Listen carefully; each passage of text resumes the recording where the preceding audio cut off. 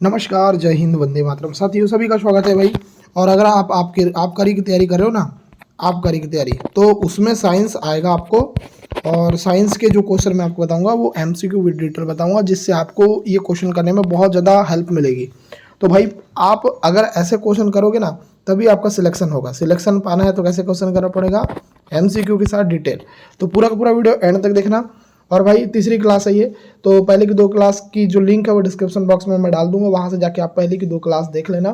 ठीक है, बहुत ज़्यादा अच्छा यहाँ पर हम पढ़ाने वाले हैं, तो बिल्कुल चैनल सब्सक्राइब कर लेना, बेल आइकन प्रेस कर लेना। तो चलो स्टार्ट करते हैं। पहला क्वेश्चन कि किसकी बहुलता के कारण बासमती चावल के दाने पकाने पर लंबे हो जाते हैं। तो बहुत ही अच्छा क्वेश्चन है। याद रखना कि किसकी बहुलता के कारण बासमती चावल के दाने पकाने पर लंबे हो जाते हैं। तो ये आ जाएगा एमाइलेज। एमाइलेज इसका राइट आंसर आ जाएगा, बी आंसर आप लगाएंगे। ठीक है, याद रहेगा आपको, याद रखना। इसके बारे में डिटेल थोड़ा देखेंगे। देखो, चावल में, अनाज में 2 प्रकार के स्टार्च होते हैं, एक होता है एमाइलेज और एक होता है एमाइलोपेक्टिन। 2 प्रकार के होते हैं सर स्टार्च चावल के अनाज में, एक होता है एमाइलेज और एक होता है एमाइलोपेक्टिन। एमाइलोज अधिक मात्रा में होने पर पकने पर चावल के दाने ज़्यादा लंबे हो जाते हैं। ठीक है, बासमती चावल में एमाइलेज की मात्रा अन्य चावलों की तुलना में अधिक होती है, जिससे वह पकने पर लंबे और हल्के हो जाते हैं। ठीक है, आपको सारी डिटेल बता दिया, बहुत इंपॉर्टेंट डिटेल है, याद रखना। ठीक है, चंद्रमा पर पेंडुलम की समय अवधि पर क्या असर पड़ेगा। बहुत ही अच्छा क्वेश्चन है। चंद्रमा पर पेंडुलम की समय अवधि पर क्या असर पड़ेगा, तो ये हो जाएगा बढ़ेगी। क्या होगा, बढ़ जाएगी। ठीक है, डी आंसर याद रखना। तो इसको हम समझेंगे। देखो, ये जो है ना पेंडुलम की समय अवधि, ये सूत्र होता है T is equal to 2 pi root of आपका एल बाय जी। तो चंद्रमा का गुरुत्वाकर्षण बल पृथ्वी के गुरुत्वाकर्षण बल का कितना होता है, 1/6। चंद्रमा का गुरुत्वाकर्षण बल क्या होता है, पृथ्वी के गुरुत्वाकर्षण बल का 1/6 होता है। कम गुरुत्वाकर्षण के कारण मान घटेगा, जैसे समय अवधि बढ़ेगी। देखो यहाँ पर, देखो ये जी जो है वो अपॉन में है। एक मिनट, मैं इसको नीचे करता हूँ। देखो ना, जी दिख रहा है ना आपको, अपॉन में है जी, अपॉन में किसके, टी के अपॉन में, टी के अपॉन में है जी। अगर जी बढ़ेगा तो टी कम होगा, जी कम होगा तो टी बढ़ेगा। तो आपको क्या बोल रहा है, गुरुत्वाकर्षण कम होगा तो टी बढ़ेगा, आवर्तकाल बढ़ेगा। तो यहाँ सीधी सीधी बात है कि भाई ये क्वेश्चन पूछा था कि टी जो है वो अपॉन में होता है जी के, तो ये होता है। तो यहाँ पर आपको बोला है कि समय अवधि पर क्या असर पड़ेगा, तो आपको पता है कि गुरुत्वाकर्षण पृथ्वी से 1/6 होता है, मतलब कम होता है। तो कम होता है मतलब आपका आवर्तकाल बढ़ेगा। ठीक है, क्वेश्चन क्लियर, याद रखना। ठीक है, देखो सारी की सारी डिटेल में जो आपको बता रहा हूँ बहुत ही ज़्यादा इंपॉर्टेंट है एग्जाम के पर्पज से। और आपको मैं बता दूँ यार, अगर आप ग्रुप से ज्वाइन होना चाहते हैं तो ज्वाइन हो जाओ। ये मेरा नंबर है, मैं आपको बता दूँ, ये नंबर जो है, इस नंबर पे आप ग्रुप से ज्वाइन हो सकते हो। वहाँ पर डेली आपको 4 मॉक टेस्ट फ्री मिलेंगे, डेली 4 मॉक टेस्ट कराऊंगा। ठीक है, और इसके अलावा आपको वीडियोज़ मिलेगी जो कोर्स से रिलेटेड है, और आपको PDF मिलेगी। तो आप ज्वाइन होना चाहते हैं तो मैसेज करिए। ठीक है, चलो ये देखो, परमाणु ईंधन में, ईंधन की श्रेणी में इनमें से कौन नहीं आता, कैडमियम, थोरियम, प्लूटोनियम, यूरेनियम। अच्छा सा क्वेश्चन है, इसके बारे में बात करते हैं भाई। परमाणु ईंधन की श्रेणी में कौन नहीं आता, तो कैडमियम नहीं आता। इसके अलावा थोरियम, प्लूटोनियम और यूरेनियम आते हैं, परंतु कैडमियम नहीं आता। देखो ध्यान से, परमाणु ईंधन वे पदार्थ होते हैं जो नाभिक के विखंडन में उपयोग किए जाते हैं, है ना। यूरेनियम, थोरियम और प्लूटोनियम मुख्य परमाणु ईंधन है। कैडमियम जो है परमाणु संयंत्र में नियंत्रक, कंट्रोल रॉड्स के रूप में प्रयोग किया जाता है। तो अगर आपको पूछा जाएगा कि जो कैडमियम है, तो इसको नियंत्रक रॉड के रूप में उपयोग करते हैं कैडमियम को। ठीक है, बाकी जो ये तीनों हैं नीचे के, आपके बी हो गया, सी हो गया, डी हो गया, ये जो है आपके परमाणु ईंधन के रूप में काम किए जाते हैं, परंतु कैडमियम जो है नियंत्रण के रूप में उपयोग किया जाता है। चलो क्वेश्चन नंबर 4 देखते हैं, ध्यान से देखिएगा। रसोई गैस मिश्रण है, रसोई गैस में किस किस का मिश्रण होता है, बहुत ही अच्छा क्वेश्चन है।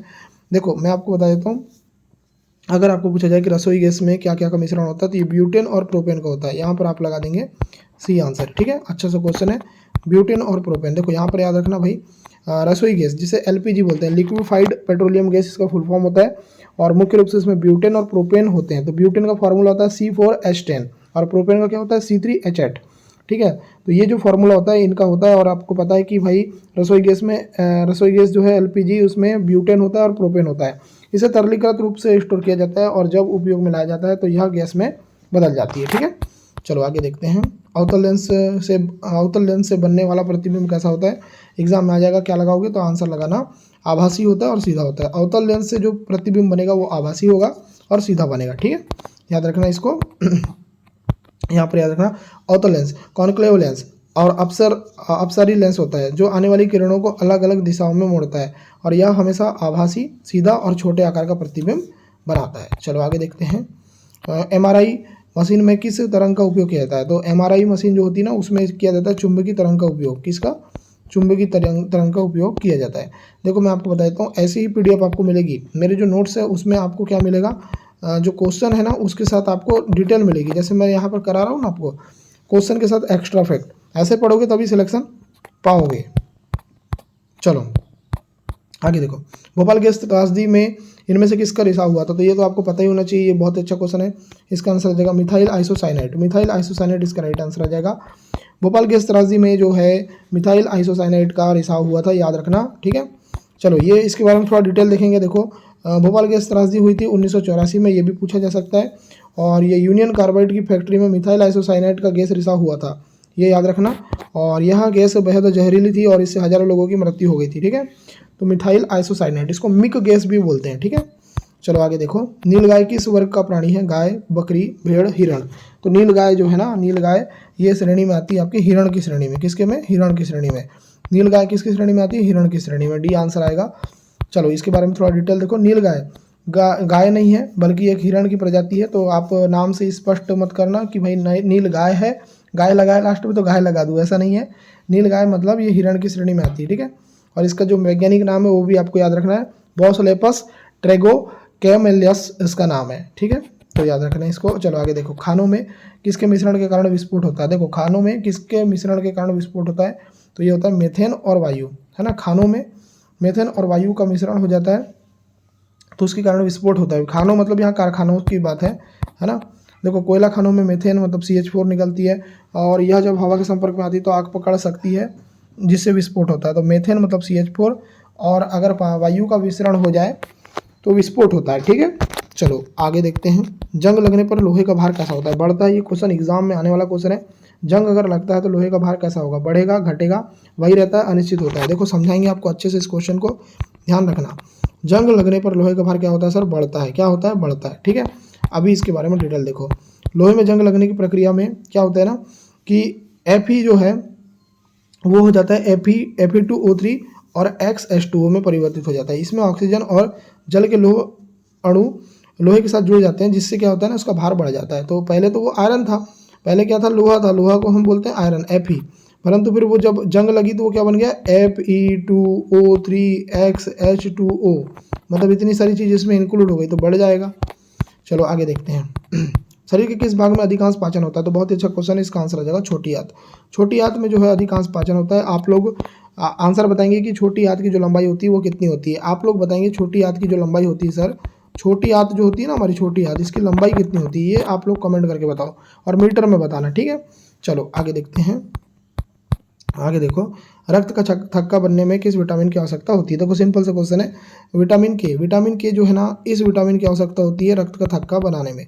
विटामिन के का जो रासायनिक नाम है वो है फिनोक्यूनोन। क्या है? फिनोक्यूनोन। और विटामिन सी यहाँ पर देखो दिख रहा है ना ऊपर वाले में, तो इसका मतलब होता है एस्कॉर्बिक एसिड इसका रासायनिक नाम है और इसकी कमी से होता है स्कर्वी नामक रोग। कौन सा रोग? स्कर्वी नामक रोग। यहाँ पर विटामिन ई भी दिया है तो इसका जो रासायनिक नाम होता है वो टोकोफेरॉल होता है। क्या होता है? टोकोफेरॉल। और इसको सौंदर्य विटामिन भी बोलते हैं और इसकी कमी से नपुंसकता नामक रोग होता है। वहीं पर विटामिन डी दिख रहा है ना, विटामिन डी तो आपको पता है कि सूर्य की रोशनी से प्राप्त होता है और इसका जो रासायनिक नाम है वो कैल्सीफेरॉल है। क्या है? कैल्सीफेरॉल, ठीक है। कैल्सीफेरॉल इसका रासायनिक नाम है और ये सूर्य की रोशनी से हमको प्राप्त होता है, ये भी आपको याद रखना। और इसकी कमी से जो है आपको कौन सा रोग होता है? तो रिकेट्स और ऑस्टियोपोरोसिया नामक रोग होता है। चलो अब देखो नेक्स्ट क्वेश्चन, किसकी कमी से घेंगा रोग होता है? देखो घेंगा के बारे में आपको पता ही है कि आयोडीन की कमी से होता है। आयोडीन की कमी से घेंगा नामक रोग होता है। चलो आगे देखते हैं। खून के शुद्धिकरण की प्रक्रिया क्या कहलाती है? देखो अगर हम खून को शुद्धिकरण कर रहे हैं तो उस प्रक्रिया को क्या कहेंगे? बहुत ही अच्छा क्वेश्चन है, इसको बोलेंगे डायलिसिस। क्या बोलेंगे सर? डायलिसिस बोलते हैं, ठीक है। एग्जाम में आएगा, उड़ा देना, ठीक है। डायलिसिस एक कृत्रिम प्रक्रिया जिसमें किडनी फेल होने की स्थिति में रक्त को शुद्ध किया जाता है, ठीक है। इस प्रक्रिया में रक्त से अपशिष्ट पदार्थ और अतिरिक्त पानी को हटा दिया जाता है, तो याद रहेगा आपको। चलो आगे देखते हैं, कॉकरोच का श्वसन अंग क्या है? देखो कॉकरोच जो होता है ना, कॉकरोच वो कहाँ से सांस लेता है? गिल से, ट्रेकिया से, पुस्त फुफ्फुस से या फुफ्फुस कोश से? ये बहुत ही अच्छा क्वेश्चन है, एग्जाम में आने वाला क्वेश्चन है। इसका आंसर आ जाएगा ट्रेकिया। जो कॉकरोच होता है उसको श्वसन अंग होता है ट्रेकिया। क्या होता है सर? ट्रेकिया। ठीक है, याद रहेगा आपको। चलो आगे देखते हैं, इसको थोड़ा ध्यान से देख लो। कॉकरोच जो है ट्रेकियल श्वसन तंत्र का उपयोग करता है। इसमें छोटे छोटे छिद्र स्पाइरकल होते हैं जो शरीर के विभिन्न भागों में ऑक्सीजन पहुंचाते हैं। ठीक है, आगे देखो, निम्नलिखित में से कौन सा नाभिकीय ईंधन भारत में प्रचुर मात्रा में पाया जाता है? यूरेनियम, थोरियम, इरिडियम और प्लूटोनियम। तो ये एक अच्छा सा क्वेश्चन है, इसका आंसर आ जाएगा थोरियम। क्या आंसर आ जाएगा? थोरियम इसका राइट आंसर आ जाएगा, थोरियम। ठीक है, क्वेश्चन देखो दोबारा, निम्नलिखित में से कौन सा नाभिकीय ईंधन भारत में प्रचुर मात्रा में पाया जाता है? तो इसका आंसर है थोरियम। थोरियम इसका राइट आंसर आ जाएगा। ठीक है, याद रखना। देखो यहाँ पर याद रखना, भारत में थोरियम TH23A2 का विशाल भंडार पाया जाता है। विशेष रूप से केरल और ओडिशा के समुद्री तटों पर भारत थोरियम आधारित परमाणु रिएक्टर विकसित करने की दिशा में कार्य कर रहा है। तो ये भी याद रखना, एग्जाम में आएगा, उड़ा देना। ठीक है, आगे देखो, पानी में 0 डिग्री से लेकर 10 डिग्री तक गर्म होने पर उसका आयतन कैसा बदलता है? तो कैसा बदलता है? तो इसका आंसर आ जाएगा, देखो पहले पानी में 0 डिग्री सेल्सियस से 10 डिग्री सेल्सियस तक गर्म करने पर उसका आयतन कैसा होता है? आयतन को डिनोट करते हैं हम V से, है ना। तो जो आयतन होता है वो पहले घटता है फिर बढ़ता है। ठीक है, याद रखना। देखो याद रखना, 0 से 4 डिग्री तक पानी का आयतन घटता है और घनत्व अधिकतम होता है, और 4 डिग्री के बाद आयतन बढ़ने लगता है। तो हमारा जो पानी होता है ना, उसमें 0 से लेकर 4 डिग्री तक हमारा आयतन घटेगा, फिर उसके बाद हमारा आयतन बढ़ने लगेगा। ठीक है, चलो आगे देखते हैं भाई, शुष्क सेल में कौन सा पदार्थ उपयोग किया जाता है? देखो शुष्क सेल में कौन सा पदार्थ उपयोग किया जाता है? तो अमोनियम क्लोराइड और जिंक क्लोराइड यूज़ किया जाता है। यहाँ दिख रहा है ना, अमोनियम क्लोराइड और जिंक क्लोराइड, ये जो दोनों है ना, शुष्क सेल में उपयोग किया जाता है, शुष्क सेल की बैटरी में। ठीक है, चलो याद रखना। देखो यहाँ पर देखो, शुष्क सेल में अमोनियम क्लोराइड NH4Cl और जिंक क्लोराइड ZnCl2 इलेक्ट्रोलाइट के रूप में उपयोग किया जाता है। इसका एनोड जिंक और कैथोड कार्बन का होता है। ठीक है, चलो आगे देखो, आगे हम आपको कराएंगे नेक्स्ट क्वेश्चन। देखो यहाँ पर देखो क्या बोल रहा है कि इनमें से किस प्रयोग के लिए सर CV रमन को नोबेल पुरस्कार दिया गया? ये एक अच्छा सा क्वेश्चन है, अगर एग्जाम में आ जाए तो इसका आंसर क्या लगाओगे? तो प्रकाश का जो प्रकीर्णन है ना, इसके लिए CV रमन को नोबेल पुरस्कार दिया गया था। ये अच्छा क्वेश्चन है, एग्जाम में आने वाला क्वेश्चन है, याद रखना। देखो यहाँ पर क्या है कि देखो, जो हमारे रमन प्रभाव है ना के कारण प्रकाश जब किसी पारदर्शी माध्यम से गुजरता है तो उसका कुछ भाग अपनी तरंगदैर्घ्य बदल लेता है। तो इस खोज के लिए 1930 में CV रमन को नोबेल पुरस्कार मिला था, याद रखना। ठीक है, आगे देखो, कोशिका का पावर पॉइंट किसे कहा जाता है? एग्जाम में आने वाला क्वेश्चन है, वेरी वेरी इंपॉर्टेंट क्वेश्चन। कोशिका का पावर पॉइंट, तो ये माइटोकॉन्ड्रिया को कहते हैं, B आंसर आ जाएगा। देखो अगर मेरे स्टूडेंट है तो आपको ये क्वेश्चन बनना ही चाहिए, कोशिका का पावर पॉइंट किसे कहते हैं? तो ये माइटोकॉन्ड्रिया को कहते हैं। ठीक है, चलो आगे देखते हैं। देखो माइटोकॉन्ड्रिया कोशिका के लिए ऊर्जा का उत्पादन करता है, इसे पावर हाउस ऑफ सेल कहा जाता है, और यह ATP के रूप में ऊर्जा उत्पादन करता है। तो एक क्वेश्चन एग्जाम में और आया था कि जो माइटोकॉन्ड्रिया है ना, माइटोकॉन्ड्रिया जो है ये जो है किस रूप में ऊर्जा का उत्पादन करता है? तो ये ATP के रूप में करता है, याद रखना, ATP के रूप में। ठीक है, आगे देखो, हर्ट्ज का क्या मापने की यूनिट? हर्ट्ज से क्या नापते हैं सर? तो हर्ट्ज से नापते हैं तरंगों की आवृत्ति जो नापते हैं ना, वो हर्ट्ज में मापते हैं। ठीक है, चलो अब देखो नेक्स्ट क्वेश्चन।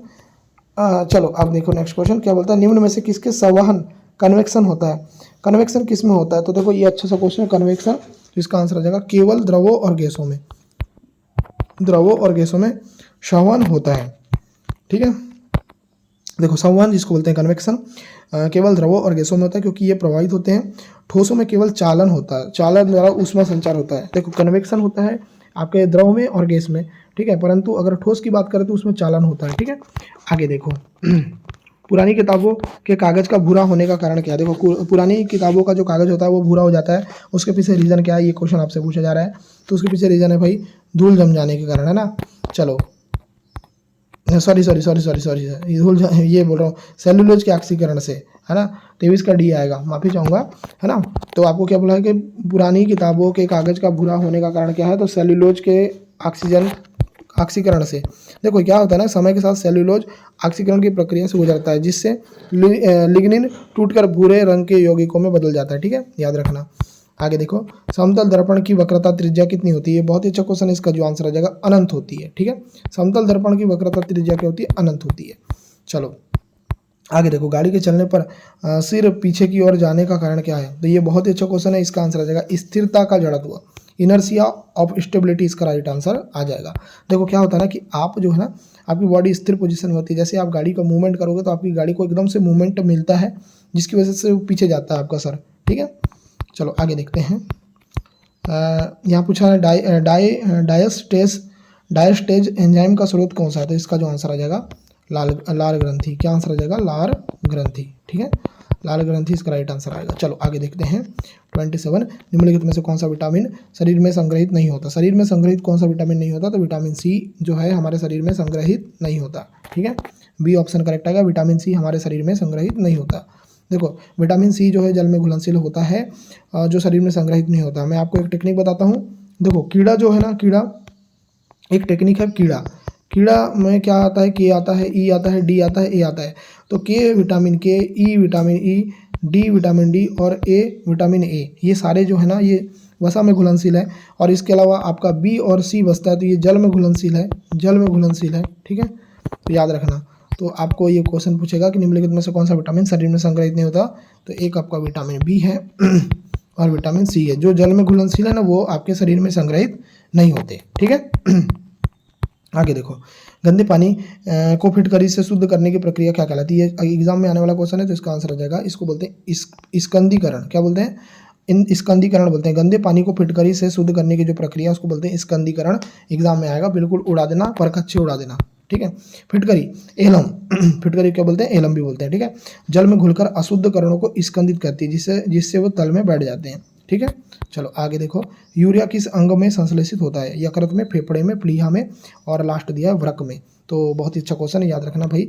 यूरिया किसकी बात हो रही है सर? यूरिया की बात हो रही है। यूरिया किस अंग में संश्लेषित होता है? तो यकृत में होता है, ए आंसर आएगा। ठीक है, चलो यहाँ पर देखो, यकृत में अर्निथिन चक्र के माध्यम से अमोनिया को यूरिया में बदलता है। इसके बाद वृक्क यूरिया को मूत्र के रूप में बाहर निकालता है। ठीक है, तो यकृत इसका राइट आंसर आएगा। चलो आगे देखो, डेंगू क्या है तथा किससे उत्पन्न होता है?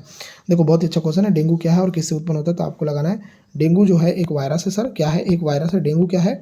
एक वायरस है, और ये मादा एडिज मच्छर के काटने से होता है। मादा एडिज मच्छर अगर आपको काट लेती है तो डेंगू नामक रोग आपको हो जाता है। ठीक है, ये याद रखना। तो सारे के सारे क्वेश्चन मैंने आपको करा दिए हैं। उम्मीद करता हूँ ये वीडियो आपको पसंद आई है।